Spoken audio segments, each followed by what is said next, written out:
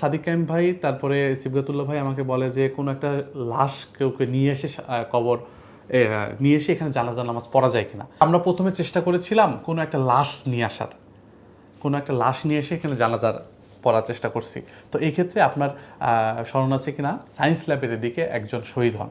প্রথমত এই জিনিসটা যেহেতু আসলে চ্যালেঞ্জিং বিষয়, অনেক ভাবছে যে ছাত্রলীগ নিজে এগুলো ভেঙে একটা অভিনয় করতেছে ছাত্র আন্দোলনকারীদেরকে তাদের উপর আরো হামলা করার জন্য। আসলে যাক, এখন এটা শুনলাম, এখন এই যে রানিং মানে সরকারের ভাতৃপ্রতিম সংগঠন, এটা যে বিতর্ক রয়েছে বটে, তাদেরকে মানে পাঁচের অক্সফোর্ড থেকে আপনারা বিতাড়িত করলেন, মানে এটা আসলে কতটা মানে দুঃসাহসিক কাজ, মানে সম্ভবটা কিভাবে হলো?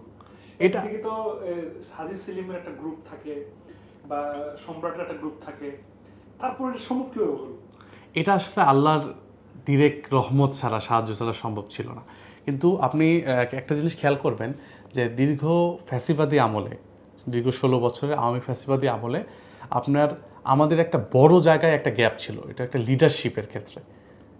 আসলে যদি যে কোনো ক্ষেত্রে আমাদের লিডারশিপ যদি যে একটা স্ট্রং ডিসিশন নেন এবং সেই ডিসিশনে যদি তিনি নিজেও মনকে শক্ত করে সেই সিদ্ধান্তে অটল থাকতে পারেন এবং মানুষকে যদি সেটা স্বপ্নটা দেখাতে পারেন, আমার মনে হয় এটা সম্ভব। তো সেই জায়গা থেকেই কিন্তু আপনি যখন দেখলেন জাহাঙ্গীরনগরে এই কাজটা হলো এবং ঢাকা বিশ্ববিদ্যালয় অলরেডি মোটামুটি আন্দোলনটা এমন পর্যায়ে চলে গেছে যে আমরা যে ছাত্রলীগকে ক্যাম্পাস থেকে বিতাড়িত করতে পারবো, এটা অলরেডি অনেকেই মোটামুটি একটা মনের মধ্যে একটা আত্মবিশ্বাস চলে আসছে। তো সেই জায়গাতে আপনার 17 তারিখে যে ঘটনা, এটা যদি আমি একটু বলি, 17 তারিখে আপনার গাইবানা জানাজা ছিল। 16 তারিখে আমাদের আবু সাইদ ভাই থেকে শুরু করে যারা শহীদ হলেন তাদের গাইবানা জানাজাটা এখানে ছিল। আমরা হলো আপনার বিসির বাসভবনের সামনে এখানে গাইবানা জানাজা হয়, আমরা কফিন ঢুকাই। কফিন ঢাকা মহানগর দক্ষিণ জামাতের শাহবাগ থানার আমির মাহফুজ ভাই, উনি কফিনগুলো ব্যবস্থা করেন। তারপরে সাবেক সিপি দেলোয়ার ভাই, ওনারা তত্ত্বাবধান করে কফিনগুলো পাঠান, আমরা এগুলো কফিনগুলো ঢুকাই। তো এরপর একটা গল্প আছে, মানে ঢাকা বিশ্ববিদ্যালয়ে কিভাবে ঢুকানো হলো? কফিন আসলে কিভাবে মাথায় আসলো? এটা আসলে আমরা প্রথমে চেষ্টা করেছিলাম কোনো একটা লাশ নিয়ে আসার, কোনো একটা লাশ নিয়ে এসে এখানে জানাজার পড়ার চেষ্টা করছি। তো এই ক্ষেত্রে আপনার স্মরণ আছে কিনা, সায়েন্স ল্যাবের দিকে একজন শহীদ হন, তার বাড়ি হলো আপনার কামরাঙ্গীর চর। তো এইরকম সাদিক কাইম ভাই তারপরে সিবগাতুল্লাহ ভাই আমাকে বলে যে কোনো একটা লাশ কেউকে নিয়ে এসে কবর নিয়ে এসে এখানে জানাজা নামাজ পড়া যায় কিনা। তো আমি তাৎক্ষণিক খোঁজখবর নিয়ে কামরাঙ্গীর চরে যে একজন শহীদ, তার খোঁজ পাই এবং আমি ওখানে অলরেডি 2-1 সাংবাদিককে নিয়ে সেখানে চলে যাই কামরাঙ্গীর চরে এবং খুঁজে খুঁজে তার বাসা বের করি কামরাঙ্গীর চরে। তো ওই শহীদ ভাইয়ের বাসায় আমি যখন গেলাম, যে তাদেরকে মোটামুটি তারাও তখনও লাশ পায়নি, তখনও নিউ মার্কেট থানার আন্ডারে আছে, তারাও লাশ খুঁজে পায়নি। তো তাদের ওখানে একটু সাক্ষাৎকার নেওয়ালাম এবং আমি চেষ্টা করলাম যে এই লাশটা নিয়ে এসে এখানে জানাজা নামাজ পড়া যায় কিনা।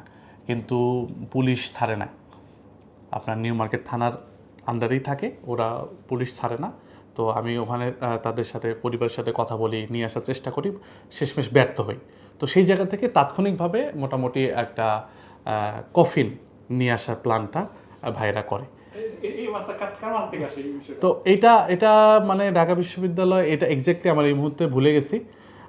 এটা হয়তো ফরাদ ভাই, সাদিক ভাই অথবা এদিকের কারো মাথা থেকে এটা আসে যে কফিন নিয়ে আসা। তো সেই জায়গা থেকে আপনার কফিনটা যখন নিয়ে আসা হয়, আমরা কিন্তু ওখানে জানাজা নামাজ পড়ি। এটা আশেপাশে আপনার অনেক পুলিশ, র্যাব, বিজিবি সকলেই ছিল।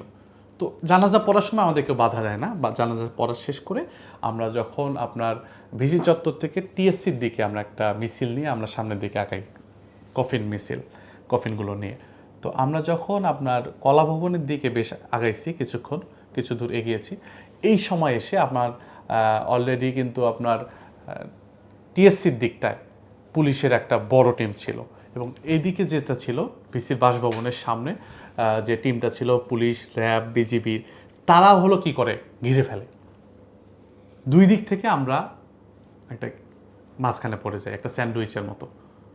তো হঠাৎ করেই তারা দুই দিক থেকে আক্রমণ করা শুরু করে, আপনার টিয়ার শেল, রাবার বুলেট মারা শুরু করে।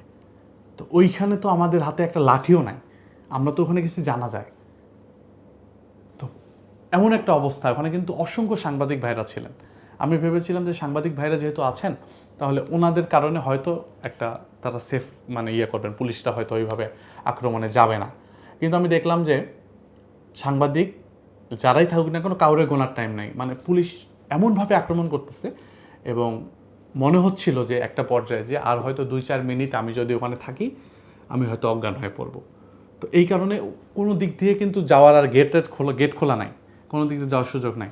তখন আমাদের ভাই বোনেরা কী করলেন, আপনার কলা ভবনের যে বিশাল যে রেলিং দেওয়াল, তো এইটা উপরে পার করে করে তারা কলা ভবন দিয়ে এক্সিট নেওয়ার চেষ্টা করতেছেন।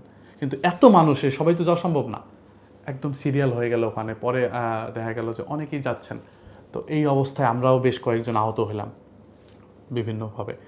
তো আমি প্রথমে চেষ্টা করছি যে সাংবাদিক ভাইদের পাশে পাশে থেকে এখান থেকে আমরা বের হতে পারি কিনা, কিন্তু দেখলাম যে না, সাংবাদিকদেরকেও তারা দিচ্ছে না, স্পেস দিচ্ছে না। তো সেই জায়গা থেকে আমরাও দ্রুত ওখান থেকে এক্সিট নেওয়ার চেষ্টা করি, ওখান থেকে বের হয়ে আসি। এবং ওই দিন রাতেই ওই দিনই কিন্তু আপনার ঢাকা বিশ্ববিদ্যালয় হল ভেকেন্ট করে দেওয়া হয়, সকল শিক্ষার্থীকে চলে যাওয়ার নির্দেশনা দেওয়া হয়। ছাত্রলীগের সবাইকে যে ঢাকা বিশ্ববিদ্যালয় থেকে বিতাড়িত করা হলো, এই জায়গায় থেকে কিন্তু ঢাকা বিশ্ববিদ্যালয় না, প্রত্যেকটা ক্যাম্পাস এবং বাংলাদেশের আপামর মানুষ তারা একটা আত্মবিশ্বাস পেল যে না, ফ্যাসিস্ট খুনি হাসিনা অপরাজেয় না, তাদেরকে পরাজিত করা সম্ভব।